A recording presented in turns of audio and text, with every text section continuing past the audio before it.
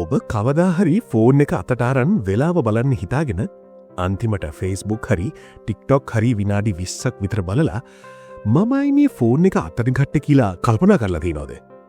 එහෙමත් නැත්නම් කාමරයකට ගිහින් මමයි මෙතනට ආවේ කියලා හිස් බැල්මෙන් බලන් ඉඳලා තියෙනවද? පොතක පිටුවක් කියවගෙන පහලට යද්දී ඒ පිටුවේ මුලින් කියුවේ මොකක්ද කියලා අමතක වෙලා ආයෙත් මුල ඉඳන් කියවපු ආර ගන්න කොච්චරද? මේක අද අපි ජීවත් වෙන්නේ ඩිජිටල් සමාජයේ ගොඩක් අයට තියෙන ප්‍රධානම ප්‍රශ්නයක්.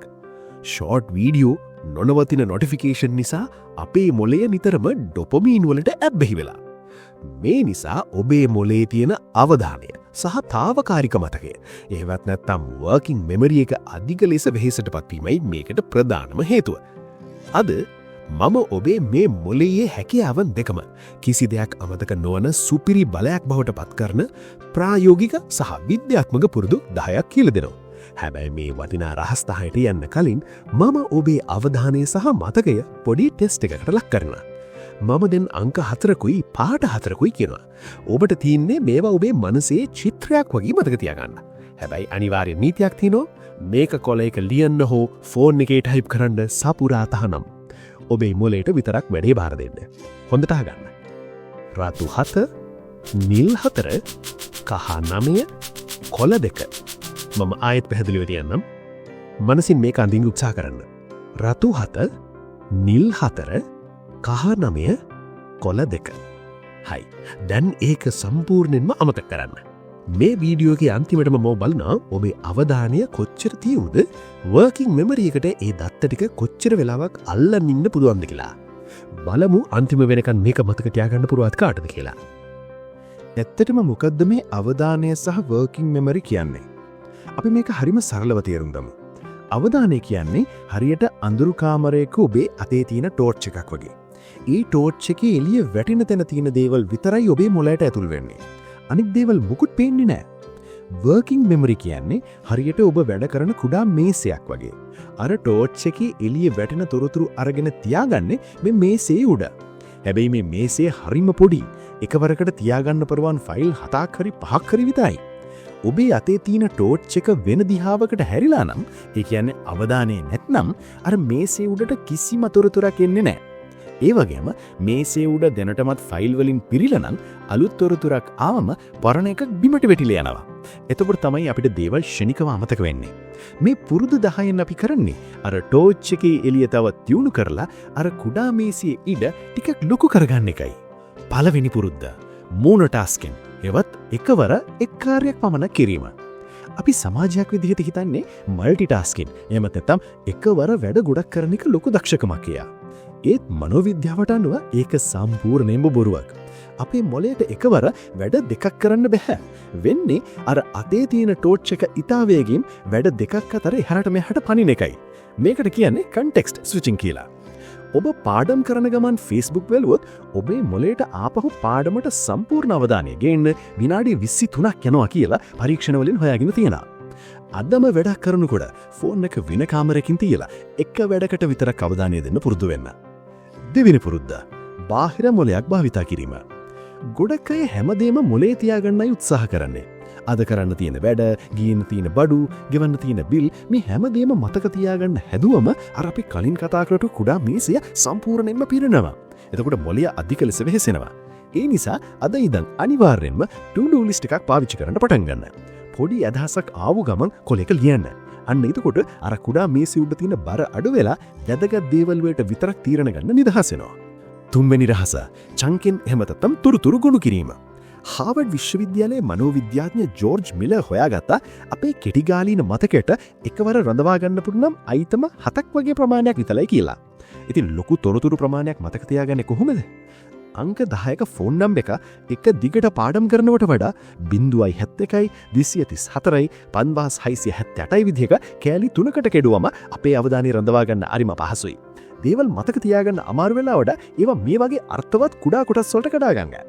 හතරවෙනි එක භාවනාව හෙවත් මයින්ඩ්ෆුල්නස්. ගොඩක් අය හිතන්නේ භාවනාව කියන්නේ ආගමික දෙයක් විතරයි. හැබැයි ස්නායු විද්‍යාඥයින් පෙන්වා දෙනවා භාවනාව කියන්නේ මොළයට කරන සුපිරිම ජිම් වර්කවුට් එකක් කියලා. ඔබ ඔබේ හුස්ම ගැන අවධානය යොමු කරද්දී හිත වෙන තැනක යන හැම වෙලාවකම ආපහු හුස්මට හිත ගේන්න එකෙන් සිත පාලනය වෙනවා. දවසට විනාඩි 10ක මේ පුරුද්ද මාසයක් ඇතුළත ඔබේ අවධානය යොමු කිරීමේ හැකියාව දෙගුණ කරන බව ස්කෑන් මගින් ඔප්පු කරලා තියෙනවා. දැන් අපි ඉන්නේ වීඩියෝ එකේ හරියටම මැද. අපි තවත් පොඩි අභියෝගයක් කරමු. මේකින් බලන්නේ අර මොලේ තියෙන කුඩා මේසේ උඩ තොරතුරු එහා මෙහා කරන්න ඔබට තියෙන හැකියාව. හොඳට අහගන්න මම වචනයක් කියනවා.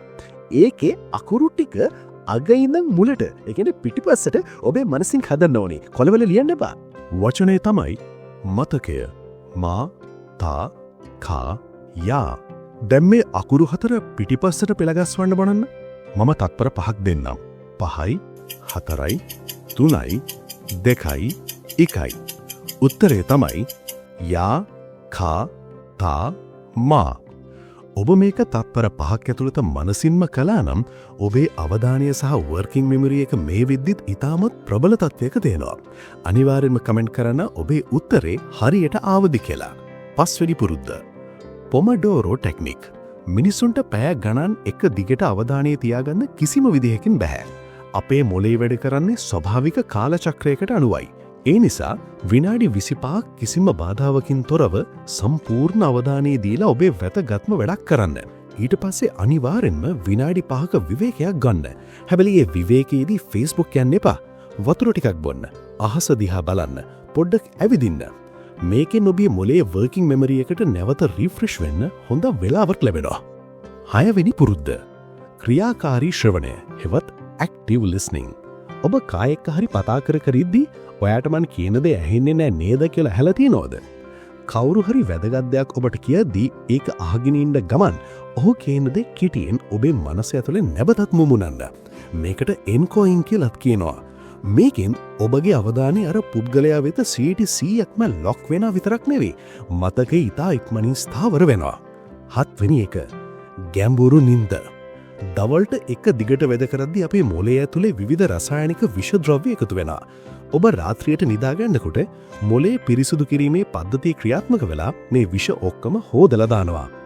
ඔබට දවල්ට අවධානය තියාගන්න බැරි නම්, අමතක වෙනවා නම් අනිවාර්යෙන්ම ඒ ඔබේ පැය 7ක හෝ 8ක නිින්ද නැති වුණාමයි. අද ඉඳන් නිින්දට මුල් තැන දෙන්න. 8 වෙනි පුරුද්ද. ශාරීරික ව්‍යායාම. ඔබ දහඩිය දාන විදිහට ශරීරය වෙහෙසනකොට මොලේට ගමන් කරන රුධිර ප්‍රමාණය සහ ඔක්සිජන් වැඩි වෙනවා. ඊටත් වඩා වැදගත්ම දේ තමයි මොලයේ සෛල අලුතින් වර්ධනය කරන ප්‍රෝටීනයක් නිපද වෙන එක. මේක හරියට මොලේ සෛලවලට දාන මැජික් පොහොරක් වගේ. දිනපතා විනාඩි 20ක වේගවත් ඇවිදීමකින් ඔබේ අවධානය තරුණ කාලයේ වගේම අලුත් කරගන්න පුරුවන්. 9 වෙනි පුරුද්ද. මොලේට නිවැරදි ඉන්ධන ලබා දීම. ඔබේ මොලෙන් 73%ක්ම හෙදිලා තියෙන ජලයෙන්. ඔබ දවසට බොන වතුර ප්‍රමාණය 2%කින් අඩු වුණොත් ඔබේ අවධානය ක්ෂණිකව විසිරෙනවා. ඒ වගේම පැහැණි බීම, සීනි ගොඩක් කෑවම මොලේ ක්‍රියාකාරීත්වය අඩාල වෙනවා. මොලේට හොඳම කෑම තමයි ඔමේගා 3. සාලෑ වගේ මාළු, බිත්තර, කජු සහ නිවිච්චි වගේ දේවල් ඔබේ ප්‍රධාන කෑම වේරට එකතු කරගන්න. වතුර බෝතලයක් නිතරම ළඟ තියාගන්න. 10 වෙනි සහ අවසාන රහස අනුන්ට උගන්වීම. ලෝක ප්‍රසිද්ධ විද්‍යාඥ රිචඩ් ෆේන්මන් හඳුන්වා දුන් මේ ක්‍රමයේදී කරන්නේ ඔබ යමක් ඉගෙන ගත්තම ඒක තවත් කෙනෙකුට ඉතාම සරලව කියලා දෙන එක. අනුන්ට දෙයක් උගන්වන්න අපේ මොලේ ඒ තොරතුරු ඉතා ගැඹුරින් අවධානයට ලක් කරලා සංවිධානය කරන්න ඕනේ. මේක ලෝකයේ තියෙන සුපිරි ව්‍යායාමයක්. හරි. දැන් අපි එවිත් ඉන්නේ වීඩියෝ එකේ අවසානයට. ඔබේ අවධානය සහ වර්කින් මෙමරි එක කොයි තරම් දුරට මේ වීඩියෝව පුරාවටම ක්‍රියාකාරී වුණාව කියලා දැන් ඔබටම බලාගන්න පුළුවන්. මට කියන්න බලන්න. වීඩියෝ එක මුලදී මම කියපු පාට 4 සහ අංක 4 හරියටම මතකද? මම මතක් කරගන්න තත්පර 5ක් දෙන්නම්. 5යි 4යි 3යි 2යි 1යි. බලමු ඔබේ උත්තරේ හරිද කියලා. උත්තරේ තමයි රතු 7, නිල් 4, කහ 9, කොළ 2. මම නැවතත් කියන්නම්. රතු 7, නිල් 4, කහ 9, කොළ 2. ඔබට හරියටම මතක තිබුණේ මොනවද? අංක ටික විතරක්ද?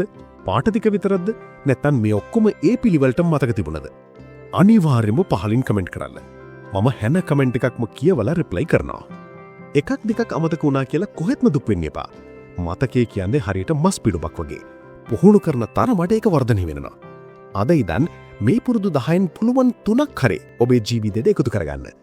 ටික දවසක් යද්දී ඔබේ මතකය පුදුමාකාර විදියට දියුණු වෙනවා. ඔබ එචම දැනීවි. ඔබේ මොලේ කියන්නේ ලෝකයේ තියෙන දියුණුම සහ බලවත්ම පරිගණකය. ඒකේ අවධානය සහ මතකය ඕනෑම වයසකදී වර්ධනය කරගන්න පුළුවන් බව කවදාවත් අමතක කරන්න එපා. අද මේ වීඩියෝ එකෙන් ඔබේ ජීවිතයට වටිනාකමක් ලැබුණා නම් අනිවාර්යෙන්ම වීඩියෝ එක ලයික් කරලා අපේ channel එක subscribe කරන්න. ළඟ තියෙන bell icon එකත් click කළොත් මේ වගේ මනස දියුණු කරන අලුත් වීඩියෝ එකක් දාපු ගමන් ඔබට දැනගන්න පුළුවන්. ඔබේ දවස ඉතාමත් ධනාත්මක, ශක්තිමත් සහ අවධානයෙන් පිරි ඵලදායී දවසක් වේවා. අපි ඊළඟ වීඩියෝ එකෙන් හමු.